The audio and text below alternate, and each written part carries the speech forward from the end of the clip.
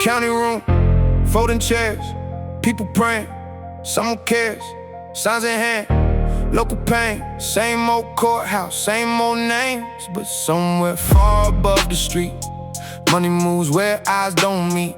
High-rise glass, Sedona call, then legal language hits the hall. They said it came from neighbors, They said it came from need, but who wrote the language?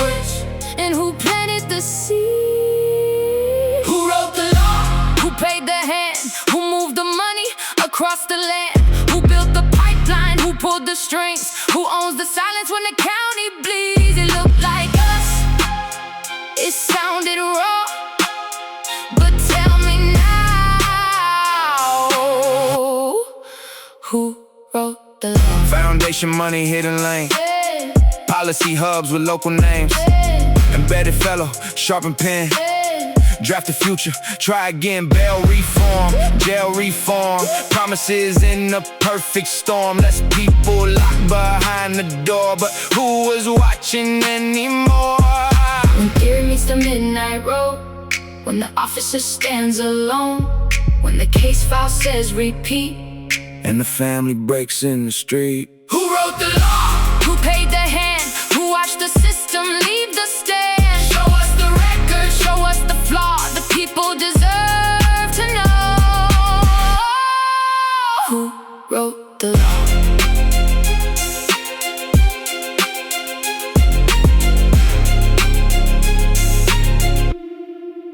Who wrote the law?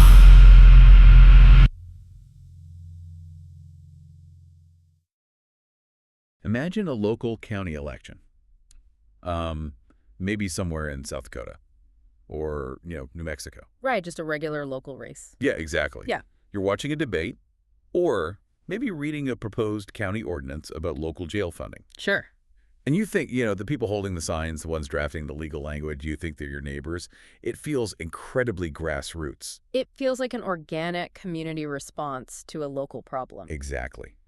But what if you found out the exact legal language being debated was drafted by a $140,000 a year embedded policy fellow? Oh, wow. Yeah, and that this fellow is funded by a billionaire sitting in a high-rise in New York. And on top of that, the money was deliberately routed through a philanthropic loophole to, completely obscure its origin. I mean, that completely reframes how you look at local politics. It really does. The assumption we usually make is that local policy is generated by local people dealing with local issues. But the massive stack of opposition, research, and financial flowcharts we have on the table for today's deep dive tells a vastly different story. The authors of these documents have mapped out what they call a radical progressive machine. Which is quite a phrase. It is. They describe it as an intricate, highly engineered apparatus designed to overhaul the entire criminal justice system in the United States. And they're doing it from the ground up, county by county. Okay, before we go any further into the actual mechanics of this, we really need to establish the ground rules for this conversation. Absolutely. Because the source material we have today is dripping with politically charged language. You hear terms like radical progressive machine, dark money, and coordinated ecosystem. Yeah, it's very loaded. So we want to be explicitly clear with you listening. We're not taking a side here. No, not at all. We're not endorsing the viewpoints, the politics, or the conclusions of the left-wing philanthropic organizations funding these initiatives. Right. And we are certainly not endorsing the framing or the conclusions of the right-wing opposition researchers who compiled this dossier either. Our role today is strictly diagnostic. The documents present a very detailed factual mapping of funding flows, organizational structures, and the reported local impacts of those structures. We are just going to break down how massive national endowments translate into highly specific local county operating procedures. So the goal is to give you a clear-eyed look at the sheer mechanics of modern philanthropically funded public policy. Exactly. So you can understand the architecture of how these laws are built and ultimately draw your own conclusions about the outcomes. Okay, let's unpack this. We're going to follow the money today. Always the best place to start. Right. We'll start at the very top with the national philanthropic war chests. Then we'll trace that capital down to the specialized human operators deployed on the ground. The boots on the ground. Exactly. Then we'll look at the local county implementation. And finally, examine the deeply complex and honestly sometimes tragic human costs that occur when these massive theories collide with the reality of a local community? It's a long journey, so let's start at the very top of what the documents call the anatomy of a policy pipeline. If you're a group trying to change the laws in a state today, you don't just ask a politician to write a bill anymore. You build an ecosystem. An ecosystem. Yeah. And at the apex of this ecosystem are the national philanthropic heavy hitters. We're talking about coordinated funding from entities like the Open Society Foundation Right. and the Arabella Advisors Network, specifically through their new venture fund, plus the Tides Foundation, the MacArthur Foundation, the Northwest Area Foundation, Margaret A. Cargill Philanthropies, and the Novo Foundation. I mean, the scale of the capital residing in those organizations is just difficult to even conceptualize. We were talking about billions of dollars in endowments. Billions. But, having billions of dollars in an endowment doesn't automatically translate to a new law in Albuquerque or Sioux Falls. Right, because a philanthropist sitting in Manhattan can't just walk into a city council meeting in another time zone and demand they change their bail system. Exactly. The local resistance would be immediate. It would be viewed as outside interference. So how do they bridge that gap? Because looking at these flowcharts, they aren't just writing a check to a local police department or a county court and saying, please do better. No, they don't do that at all.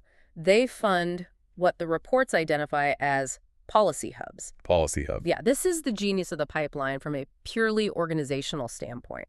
They find or create local, state-level nonprofits. Oh, I see. In New Mexico, which the documents point to as their flagship, their most complete state model, that primary hub is an organization called the Center for Civic Policy, or the CCP. All right, CCP in New Mexico. Right. And in South Dakota, the hub operates around the NDN collective ecosystem. Visualizing this, it sounds almost exactly like a venture capital model, but for public policy instead of like tech startups. That's a great way to think about it. The national foundations act as the VC firms in Silicon Valley.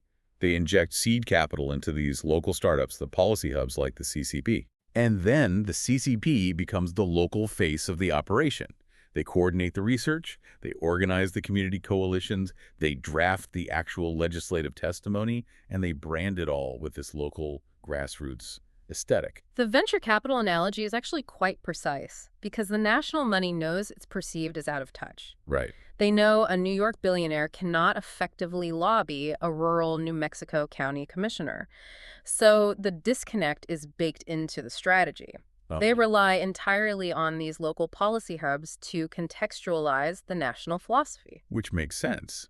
But if I'm a foundation in New York, how do I actually know what a county in New Mexico needs? Isn't just throwing money at a wall? Well, if we connect this to the bigger picture, this is exactly why the loop exists. Right. The national philosophy is broadly and consistently focused on decarceration, reducing racial disparities in the justice system, and ending traditional cash bail. Okay. But they need the local hubs to generate the research and the local coalitions to make that national philosophy a local reality. But a philosophy is just an idea, right? Mm-hmm. How does the hub turn that idea into a binding state law? The hubs translate the high-level philosophy into ground-level political action. They provide the local faces, the local statistics, and the local coalition partners. Got it. Once they have built this fully formed, locally branded advocacy package, they hand it over to allied progressive legislators. And the documents make a point to note that many of these local legislators are alumni of organizations like Emerge. Wait, explain Emerge for a second, because that term pops up repeatedly in the source material we're looking at. Sure. Emerge is a national network that recruits and trains progressive female candidates to run for office. Okay. They teach them how to campaign, how to fundraise, and how to govern. So when a state-level policy hub like the CCP wants to pass a sweeping criminal justice reform bill, they aren't just cold-calling random politicians. Well, they're not just hoping someone agrees with them. Exactly. They are working with a network of legislators who have already been trained in a highly aligned political philosophy. Wow, so it functions as a completely closed loop. Pretty much. The national money funds the local hub. The hub creates the local advocacy and legal drafting language. The advocacy gives the political cover to the allied legislators. And then those legislators pass the reform. Right, like the massive 2016 constitutional amendment in New Mexico that overhauled their entire bail system. Mm-hmm. We will dig deeply into the fallout of that specific amendment later. We definitely will. But looking at this architecture, money and a local nonprofit address are just infrastructure. That is just a building and an operating budget. Right. To actually write the laws, file the strategic litigation, and organize the complex local coalitions, you need highly specialized talent. You need people. You need human capital. And in this specific network, the primary engine generating that specialized talent is the Soros Justice Fellowships. Okay, this is where it gets super interesting. Yeah, this is where the pipeline moves from abstract funding to highly targeted human intervention.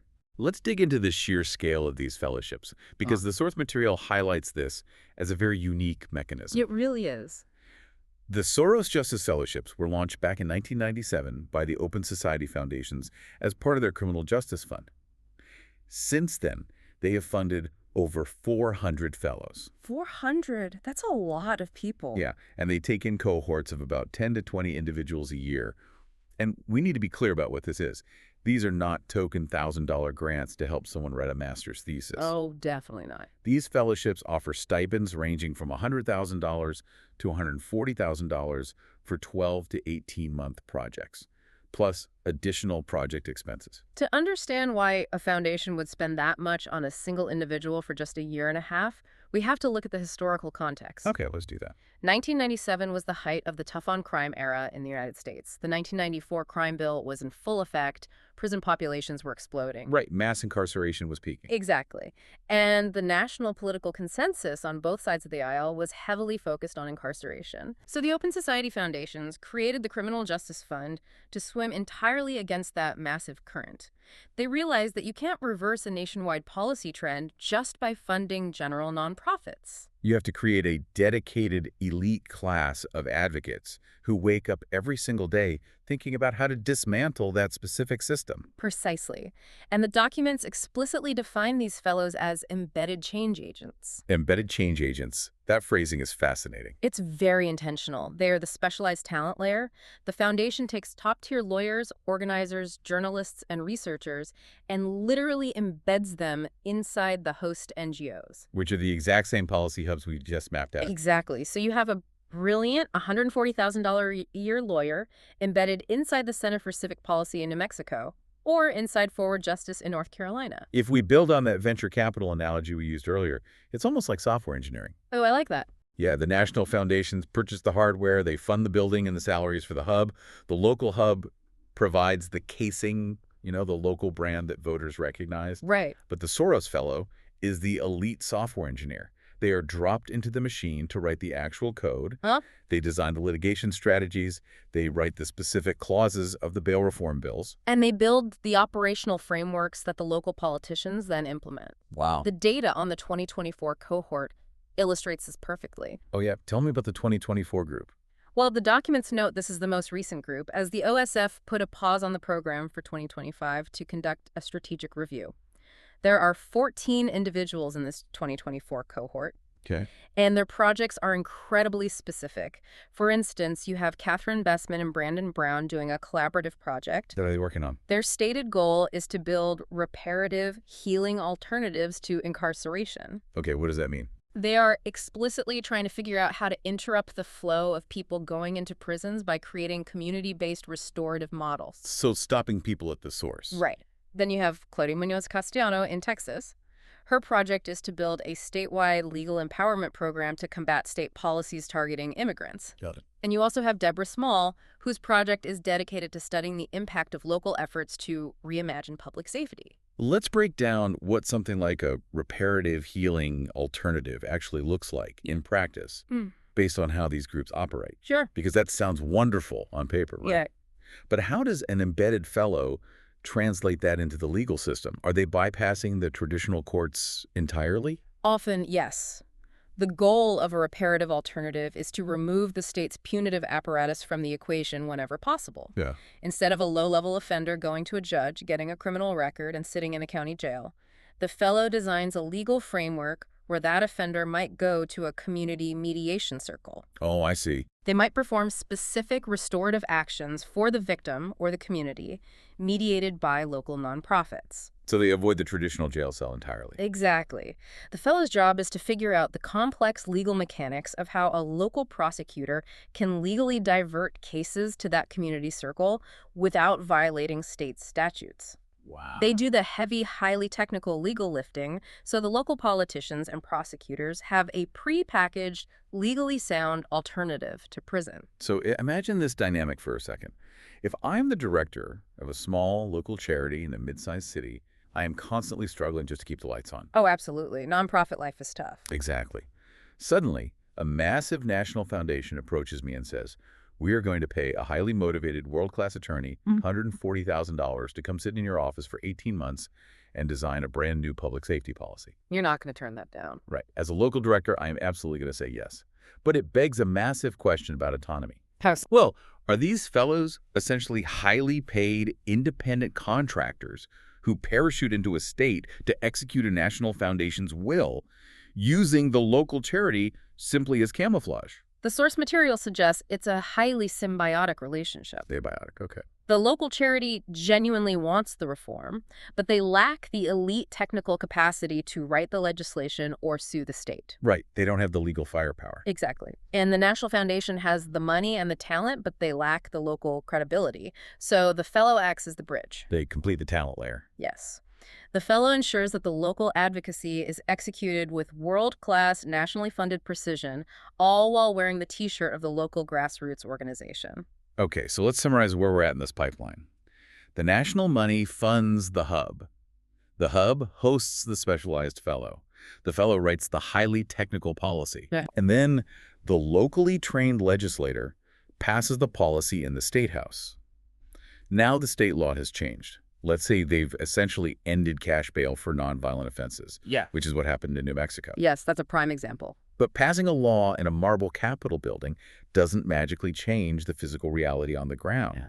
It doesn't change how a sheriff's deputy handles a midnight arrest on a Tuesday in a rural county.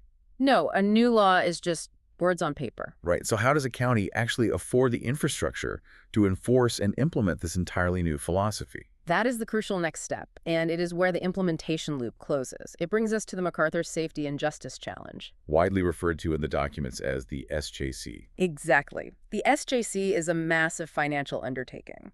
The sources show that over $217 million has been given to more than 100 jurisdictions across the United States since 2015. $217 million. That's a huge operational budget. It is. But the opposition research specifically zeroes in on how this plays out in New Mexico and South Dakota, tracking the exact same pipeline we've been discussing. Right. In New Mexico, you have SJC sites in Bernalillo County, which encompasses Albuquerque, Doña Ana County, and San Juan County. And in South Dakota, the sites are Minnehaha County, which is Sioux Falls, and Pennington County, which is Rapid City.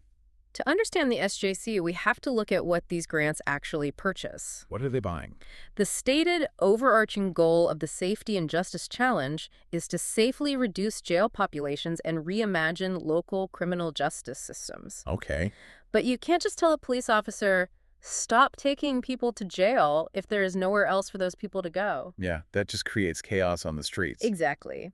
If someone is having a severe mental health crisis or a substance use overdose, the police officer needs a physical location to take them. The SJC money flows directly into these counties to build that alternative infrastructure. Let's unpack the specific mechanics of these sites because it moves out of abstract policy and into concrete operational reality. Let's do it. Take Doña Ana County, New Mexico. The SJC funded the RISE reentry program and established positions called forensic navigators. Forensic navigator. Yeah. According to the documents, if someone with behavioral health issues gets flagged in the justice system, these navigators are tasked with doing a warm handoff within 72 hours. Right. What exactly does a warm handoff mean in this context? Because it sounds like corporate jargon applied to the criminal justice system. It does sound like jargon, but it's a specific term used in social services. It means a direct, facilitated transfer of a person from one system to another, ensuring they don't fall through the cracks. So they don't just leave them to fend for themselves. Exactly. In the context of a county jail, a cold handoff would be giving an inmate a list of phone numbers for homeless shelters and unlocking the front door. Good luck, don't come back. Right. A warm handoff means the forensic navigator has already secured a bed in a specific transitional housing unit. They have set up an appointment for MAT, medication-assisted treatment like buprenorphine or methadone for opioid addiction. Oh. And they might physically drive the individual from the jail to the clinic. The SJC grant pays for the navigators, the software to track the cases, and often subsidizes the housing and treatment slots. And in South Dakota, in Pennington County, the grant funded something called the CARE Campus. Yeah, the CARE campus is a major part of this. This is a massive facility designed specifically to handle substance use crises so that law enforcement doesn't have to use the county jail as a detox center. Right. The numbers in the documents are vast. I mean, the CARE Campus has handled 54,563 admissions since 2018. The SJC initiatives also heavily focus on tracking and mitigating racial disparities. Oh, yes, I saw that. The documents point out that in Pennington County, Native Americans made up roughly 10 to 20% of the local demographic, but constituted over 50% of the jail population before these reforms were implemented. That is a staggering disparity. It is, and that disparity data is a driving force behind the SJC philosophy. The argument from the left-wing philanthropic side is that such a massive statistical disparity indicates a systemic failure. Meaning the system is broken, not the people. Exactly. The system was criminalizing poverty, addiction, and marginalized populations rather than addressing the root causes. Okay. The SJC grants provide the actual physical mechanisms, the CARE campus triage centers, the data tracking algorithms, the alternative housing that allow the county to alter that statistical disparity by diverting people out of the traditional carceral system. If you think about the SJC grants as an incredibly complex operating system being installed onto the county's physical hardware. Right, the software analogy again. Yeah. Well, here's where it gets really interesting. Who is administering the software? The documents reveal an incredibly tight alignment here. Very tight. The local county programs implementing these SJC grants, like the ones in Doña Ana or Pennington, are heavily partnering with the exact same nonprofits, like the CCP in New Mexico or the NDN Collective in South Dakota, that received the National Foundation money and hosted the Soros Fellows in the first place. And that total integration of this network is the core thesis of the opposition research. It's a closed loop all the way down. Yes. The advocacy loop, the people drafting the policy, lobbying the state house, and changing the law, and the implementation loop. The people receiving the county grants to build the CARE campuses and act as forensic navigators are funded by the exact same philanthropic network. It's brilliant from an organizational standpoint. The national foundations pay to create the legislative demand, and then they pay to provide the local supply of solutions. It is a fully integrated strategy to ensure that the reduce incarceration philosophy permeates every single level of government and community response. Let's stop and look at the whole board here. Yeah. We have hundreds of millions of dollars in national funding. Yeah. We have elite $140,000 embedded fellows drafting the laws. Right. We have trained legislators passing the laws. And we have massive, multi-million-dollar SJC grants building the local physical infrastructure to implement the laws. It's a massive machine. So if a system is this well-funded, this intellectually elite, and this comprehensively implemented, what are the actual results? Well, the narrative in the source material shifts very sharply at this point. Yeah, we have to pivot away from the stated intentions of this massive pipeline and look strictly at the data coming out the other side. Are these communities actually safer? The documents highlight a profound, almost jarring disconnect in the data. The disconnect. Yeah. If you look at the official evaluations published by the foundations and the MacArthur SJC, they report a resounding, quantifiable success based on their specific metrics. Okay. Network-wide, across all the SJC sites in the country, they report a 20% reduction in jail populations. That equates to roughly 18,000 fewer people sitting in a jail cell on any given day. 18,000 fewer people. That is a massive drop. It is. If you zoom in on Pennington County, South Dakota, they boast a massive 76% reduction in nonviolent bookings. Wow. Minnehaha County claims a 26% booking reduction. From the perspective of the machine's stated goal, which is decarceration, the system is working perfectly. But while the official jail populations dropped, the independent local data pulled from these exact same counties shows severe co-occurring societal strains. Very severe. The documents note that the New Mexico counties hosting these SJC sites saw persistently high meth overdose deaths. South Dakota experienced a statewide homicide spike in 2024, hitting 31 deaths, which the research points out were heavily concentrated in the Minnehaha County SJC site. Right. Furthermore, both of these states experienced significant increases in unsheltered homelessness during and after the rollout of these reforms, aligning with national rises of 18 to 32%. So you have the architects of the system holding up reports saying the machinery is functioning flawlessly, and you have local community data showing a surge in visible disorder, fatal overdoses, and in certain areas, violent crime. I want to push back on the opposition research here, though. Yeah. I am reading these sources, and they explicitly acknowledge that the fentanyl crisis, skyrocketing housing costs, and the economic fallout of the global pandemic are dominant nationwide factors. Oh, absolutely. Everyone in America is dealing with this. Right. Can we really look at a county jail diversion program in Sioux Falls and blame it for a massive, multinational fentanyl crisis? Isn't this just a classic case of correlation not equaling causation? That is a very fair point. If homelessness is up 30% nationwide, why blame a local bail reform law? That is the exact counter-argument any criminologist or sociologist would make. And what's fascinating here is how the authors of the opposition research actually anticipated. Oh, they do? Yes. They do not claim that the MacArthur grants or the Soros fellows created the fentanyl crisis. They aren't arguing that a bail reform law magically caused the cost of housing to double. Okay, so what are they arguing? What the documents argue is that there was a fatal philosophical mismatch in how the system handled those exogenous shocks. A philosophical mismatch. Yes. The philanthropic reforms were laser-focused on low-level diversion. The foundational idea was to keep nonviolent minor offenders out of jail to ease the workload on the system and prevent the destabilization of poor families. Which is a noble goal. It is. But the opposition research argues that in doing so, they created what they call a massive supervision gap. Let's break down the mechanics of a supervision gap.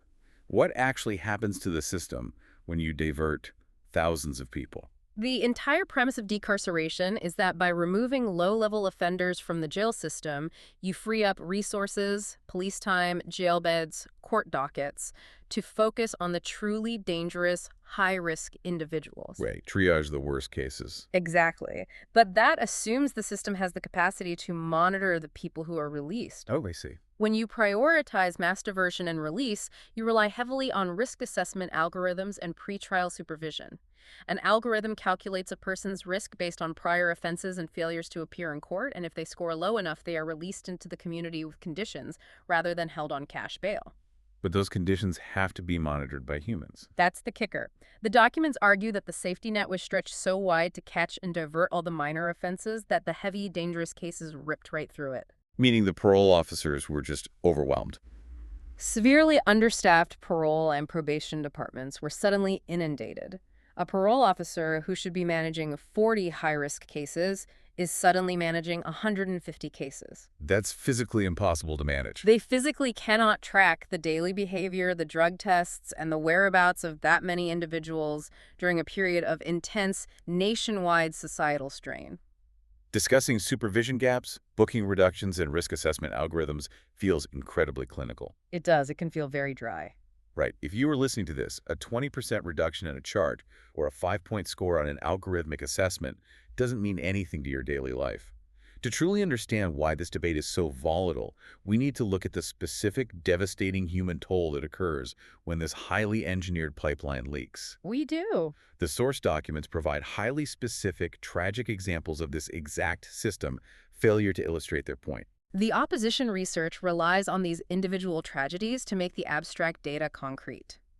They're attempting to show the direct, lived consequences of the parole overload and the risk assessment failures we just discussed. The first case the documents detail is a 2014 incident in New Mexico. It involves a horrifying head-on collision. Yeah, that one is really tough to read. The crash was caused by a repeat felony DUI offender. When you look at the background of this individual in the documents, the systemic failure is glaring. This was a 3-time offender. 3 times. He was on active parole at the time. He had no insurance. And he was driving 70 miles per hour in a 30-mile-per-hour zone when he crossed the center line and caused the fatal collision. The documents point to this not just as a tragedy, but as the ultimate predictable example of a high-risk individual who simply slipped through the cracks of a totally overloaded supervision system. Right. The system was designed to monitor him, but the capacity simply wasn't there. And then the sources detail a much more recent case to show that these issues are ongoing. They highlight a 2025 incident in South Dakota involving a woman named Connie Lester. Yes. Her death occurred in the context of intense ongoing activism, protests, and legal tension surrounding the Grand Gateway Hotel in Rapid City. The documents focus heavily on the statements of her son, Nick. He has been highly vocal in public records and the press and online, directly attributing the context of his mother's death and the severe financial and emotional harms his family suffered to this specific local justice ecosystem. Wow, he directly blames the ecosystem. Crucially, the documents note that he explicitly points the finger at the network surrounding the NDN collective. Which, as we discussed in the pipeline section, is the primary heavily funded policy hub operating in South Dakota. Exactly. He is directly linking the on-the-ground activism and the local policy environment fostered by this national money to the tragic outcome for his family. When I read through the mechanics of these specific cases, I keep coming back to an analogy of a hospital triage unit. I like your analogies today. Imagine a busy, overcrowded emergency room. The hospital administration, heavily funded by an outside grant, decides to completely overhaul their policy. Okay. They declare they will no longer admit anyone with a minor injury. No sprains, no minor cuts, no low-grade fevers. The explicit goal is to free up all the doctors, all the nurses, and all the beds to focus exclusively on the severe trauma patients. That makes logical sense. It does. But somehow, in the chaos of reorganizing the entire hospital, installing new triage software, and retraining the staff, they accidentally leave the back doors wide open. Oh, no. And the trauma patients, the very people the system was redesigned to focus on, just wander out into the street untreated. Right. If the system's explicit foundational goal was to free up resources to focus on high-risk individuals, how on earth did the highest-risk individuals, like a 3-time felony DUI offender on active parole, end up remaining in the community, causing the most severe harm? That paradox is the critical trade-off at the absolute heart of this entire debate. To understand how that happens, let's look at the mechanics of the 2016 New Mexico constitutional amendment, which the documents use as their prime example of this systemic shift. Okay. This amendment was sponsored by Senator Peter Wirth, and it was backed by the entire policy pipeline we've mapped out: the national funders, the CCP hub, the embedded advocates. The core function of the amendment was to end high cash bail based purely on the severity of the offense. The intellectual and moral philosophy behind ending cash bail is that the traditional system was fundamentally wealth-based, not safety-based. Right. If a poor person and a wealthy person are accused of the exact same crime, the traditional system holds the poor person in a cell for months before trial, simply because they don't have $1,000 in their bank account. While the wealthy person pays the bail and goes home. Which, when you explain it that way, sounds like a profound moral failing of the justice system. The intent of the reformers is clearly to stop ruining the lives of poor individuals who haven't even been convicted of a crime yet. It is an attempt to create genuine fairness. The intent is absolutely rooted in fairness and constitutional presumption of innocence, and voters in New Mexico approved the amendment overwhelmingly based on that premise. Because it sounds right. It does, but the physical reality of implementing that fairness changed the dynamic on the street. The system prioritized the reduction of incarceration above all other metrics. They moved away from the cash-based system and adopted risk assessment algorithms to decide who stays in jail and who goes home. Right. But a cash bail system, for all its profound flaws and wealth biases, functioned as a physical failsafe. If you couldn't pay, you were in a cell, and you absolutely could not commit another crime in the community. That's a harsh truth. When you remove that physical failsafe and replace it with an algorithm and a parole officer who is drowning in 150 cases, the margin for error disappears. It completely vanishes. The documents argue that communities quickly saw the results of those algorithmic errors: increased retail theft, highly visible street-level addiction, and crucially, repeat dangerous offenders remaining in the community because the algorithmic risk assessments or the overloaded parole officers simply couldn't keep up with the volume. The system prioritized compassion and the reduction of system involvement over strict fail-safe accountability, which points to a glaring, almost insurmountable structural issue when it comes to democracy. What's that? Well, if the local policy is enacted by local politicians, but the entire intellectual architecture, the complex legal drafting, and the massive financial implementation of that policy is orchestrated by national billionaires living thousands of miles away.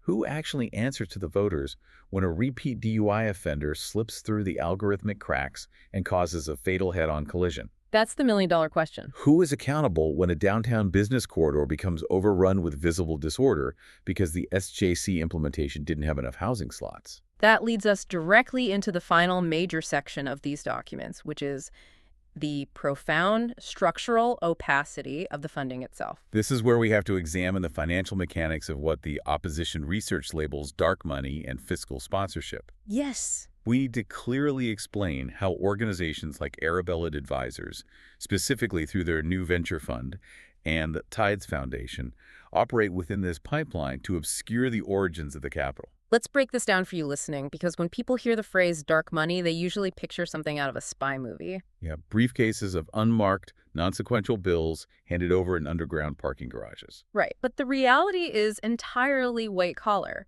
It is paperwork, tax codes, and boardrooms. It's entirely legal and incredibly sophisticated. So how does it actually work? Arabella Advisors and the Tides Foundation act as pass-through entities. Or more specifically, they manage donor-advised funds known as DFs. DFs. To understand how a DAF obscures money, we have to walk through the transactions step by step.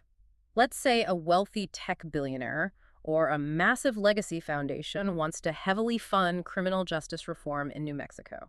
But they don't want their name attached to it. Exactly. Maybe they want to avoid political blowback, maybe it's a controversial reform, or maybe they simply know that local voters will reject a policy if they know a California billionaire is paying for it. Right, the out-of-towner effect. So instead of giving the money directly to the Center for Civic Policy in New Mexico, the billionaire donates $10 million to the new venture fund, which is managed by Arabella. Okay.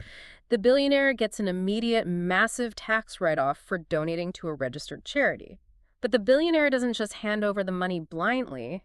They advise the fund on where the money should go. But wait, if I give $1 million to a charity for a tax write-off, I legally give up ownership of that money. I can't legally dictate to the new venture fund exactly how to spend it, right? Legally, no. How does the money predictably end up at the local policy hub if the billionaire didn't explicitly contract it? That is the legal nuance of the word advise. The donor legally relinquishes control, but they provide strong recommendations. I see. And practically speaking, these funds exist to facilitate the donor's broader vision. So the new venture fund takes that $10 million, pools it with donations from dozens of other anonymous wealthy sources, and then the board of the new venture fund officially approves a grant to the Center for Civic Policy in New Mexico. And then the new venture fund writes the check. Exactly. So if a local investigative journalist in Albuquerque decides to pull the public tax returns of the Center for Civic Policy to see who is funding this massive push to end cash bail, They just see a massive grant from the new venture fund. they hit a brick wall? Yep. They have absolutely no legal way to see the original origin of that money. They don't know if it came from a tech CEO, a legacy foundation, or an international donor. The origin of the capital is completely obscured, while the local policy tables are simultaneously flooded with millions of dollars in sustained funding. The source documents also spend significant time highlighting the Open Society Foundation's historical funding by the Soros family, Right. noting the international origins of some of this philanthropic wealth that is ultimately being deployed to influence local U.S. county politics. And this brings up what the opposition research explicitly calls compliance questions. And they frame this very carefully. do. They ask, if you have a highly coordinated, relentless wave of multi-million-dollar grants flowing from 501c3 tax-exempt foundations down to local policy advocates like the CCP or the NDN Collective, Right. who are then directly, intentionally influencing emerge-trained alumni legislators, and then receiving further grants to implement the subsequent MacArthur SJC reforms. Does that entire ecosystem violate state campaign finance and ethics disclosure rules? This is a vital question of law and ethics, and we must be very precise about what the documents claim.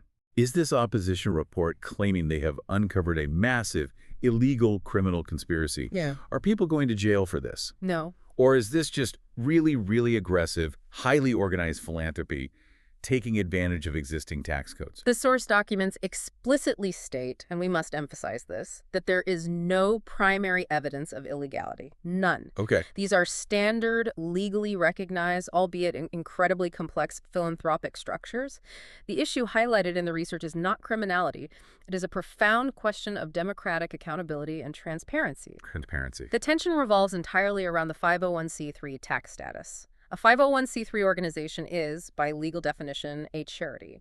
It receives its tax-exempt status from the federal government specifically because it is supposed to be working for the broad public good. Okay. It is legally prohibited from engaging in partisan politics, direct electioneering, or excessive lobbying. If a massive corporation, like an oil company or a pharmaceutical giant, wants to spend $1 million lobbying a state legislature for a tax cut, they have to register as lobbyists. They have to publicly disclose the spending, and every voter can see exactly who is trying to buy influence. Exactly. The corporate lobbying system, while flawed, has forced transparency. Right. But when you have a massive network of 501c charities coordinating a $100 million statewide policy shift, utilizing embedded fellows to write the laws, nonprofit policy hubs to organize the coalitions, and allied legislators to pass the bills, the traditional disclosure laws that were built to track political lobbying are entirely bypassed. Because it's technically a charity. Yes, the financial origins of the policy remain effectively invisible to the average voter, shielded by the legal definition of charitable education rather than political lobbying. We have covered an immense amount of complex ground today. Let's pull all of these threads together. It's a lot to take in. We started by looking at the sheer financial power of national foundations like Open Society, MacArthur, and Arab Bill Advisors. We mapped how that money flows down into local, state-level policy hubs like the CCP in New Mexico and the NDN Collective in South Dakota, giving national money a local face. And we saw how specialized Soros Justice Fellows act as the elite software engineers of the system, embedding themselves to design the highly technical litigation and policy frameworks.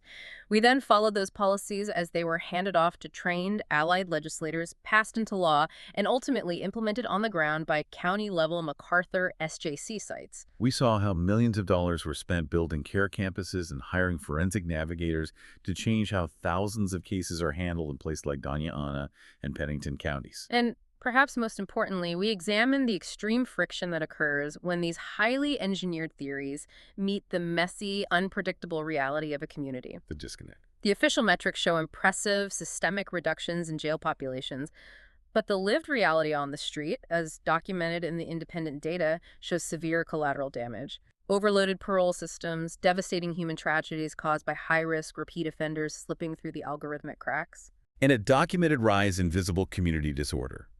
And for you listening, whether you live in a high-rise apartment in a major coastal city, a suburb in the Sun Belt, or on a farm in a rural county in the Midwest, this diagnostic map matters to your daily life. It absolutely does. The mechanics of policymaking in your own backyard, the bond measures you vote on, the policing strategies in your neighborhood, the bail systems in your local courts, are highly likely to be influenced by similar, if not the exact same, national ecosystems.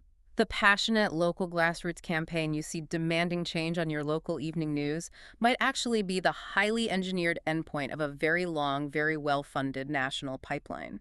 In an era of massive information overload and sophisticated political spending, the ability to understand the distinction between organic local governance and highly engineered, philanthropically funded policy implementation is an essential skill for any citizen. It fundamentally changes how you view the machinery of your own town, which leaves us with a final lingering question to mull over as we close out this deep dive. What's the question? Well, if national philanthropic networks have the immense financial resources, the elite legal talent, and the sophisticated organizational architecture to efficiently design, fund, and install local laws faster than a community can even fully comprehend the long-term consequences, who is actually governing your county?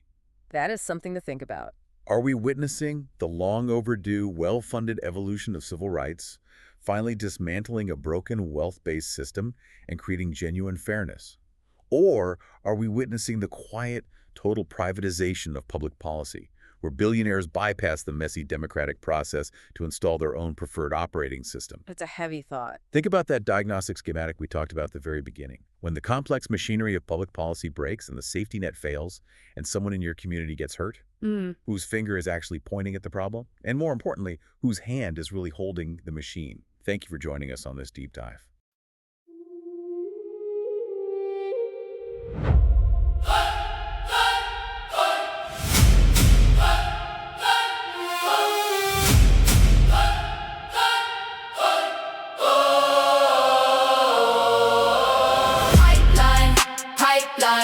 Money moves quiet through the pipeline. High-rise donor to a county line. Local face on the national design. Pipeline, pipeline. Who gets paid and who signs? Who gets hurt when the theory breaks and the people pay for hidden mistakes? Hey, start with the check, then build the hub. Give it a name, make it look love. Drop in the fellow, legal mind. 100 grand plus to write the line. Train up the candidate, move the bill.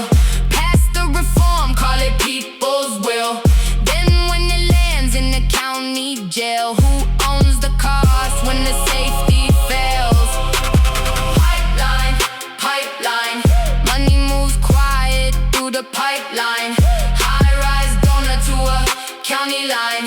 Local face on the national design. They count fewer beds, they count fewer chains, but who counts the family standing in rain? Who counts the officer lost in the night? Who counts the victim who lost the fight?